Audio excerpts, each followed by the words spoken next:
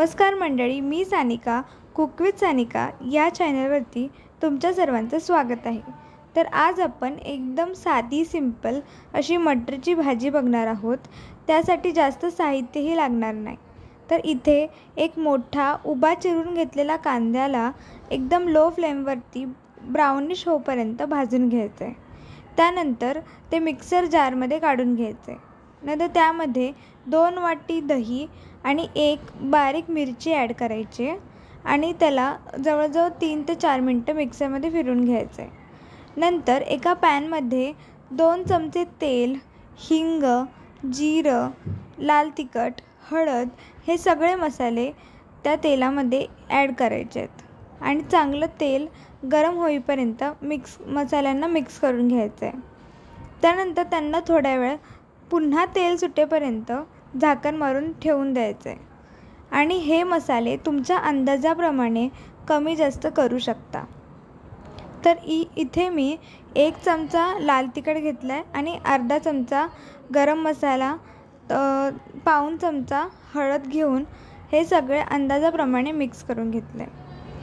त्यानंतर त्याला जवळजवळ 3 ते 4 मिनटं लो फ्लेमवरती ठेवून त्यामध्ये आपण धुवून घेतलेली मटर घ्यायची। ही मटर जवळजवळ 3 वाट्या मटर आहे। त्याला चांगलं तेलामध्ये हाय स्पीडवरती भाजून घ्यायचं आहे, जोपर्यंत ते थोडेसे असे नरम होत नाहीत तोपर्यंत।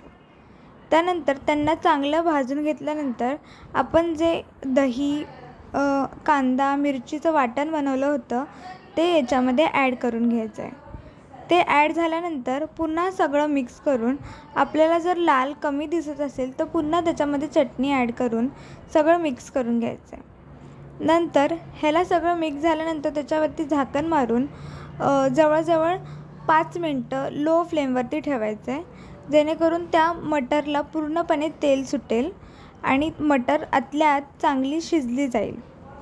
आणि त्याला जवळजवळ 15 मिनटं झाल्यानंतर मीठ, गरम मसाला हे सगळे मसाले ॲड करून घ्यायचे आहे। तुम्ही याच्यामध्ये थोडासा चिकन मसाला किंवा पावभाजी मसालाही ॲड करू शकता आणि वरून थोडासा बटर जरी टाकला तरी एक नंबर चव लागते। हे सगळे तुम्हाला आवडणारे मसाले टाकल्यानंतर पुन्हा त्याला झाकण मारून जवळजवळ 1 मिनटं ठेवून द्यायचे आणि आपली अशा प्रकारे मस्त अशी झणझणीत मटरची भाजी तयार आहे। तर तुम्हाला ही रेसिपी कशी वाटली मला कमेंटमध्ये नक्की सांगा आणि तुम्ही ही नक्की ट्राय करून बघा। धन्यवाद।